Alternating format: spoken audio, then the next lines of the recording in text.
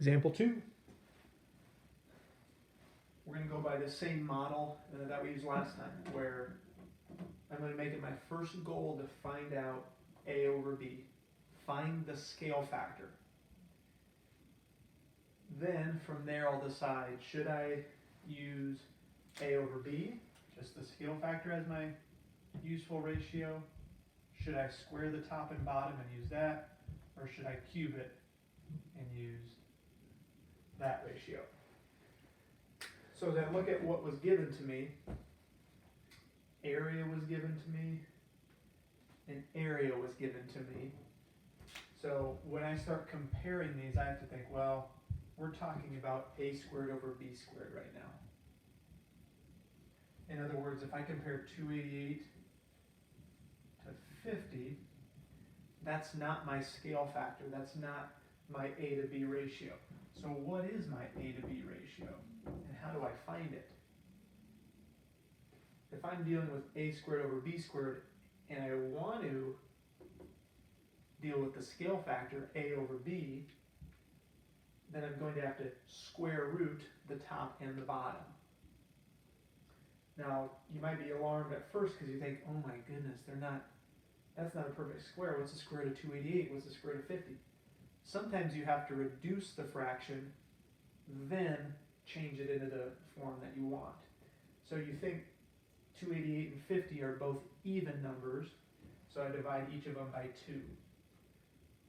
That becomes 144. That becomes 25.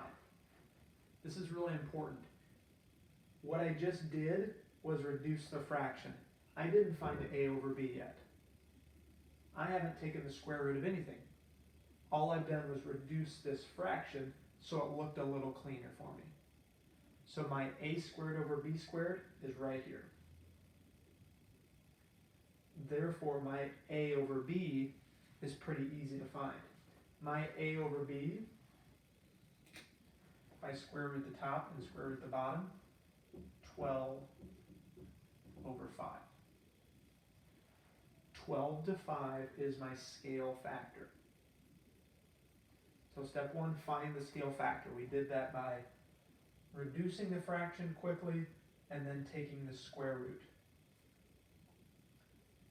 Now if you remember, step 2 of solving these problems is to use that ratio. If we're asking about perimeter, I should use the A over B ratio. I should actually use 12 over 5 because I'm talking about perimeter. So the setup would be 12 over 5 has to be 100 is my bigger perimeter. It's the bigger shape. So I'm going to put it on top because 12 was 2.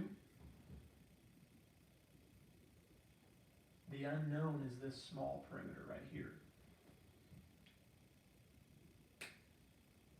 So cross multiplication is next. I'll let you do that. Hit pause and see if you get it.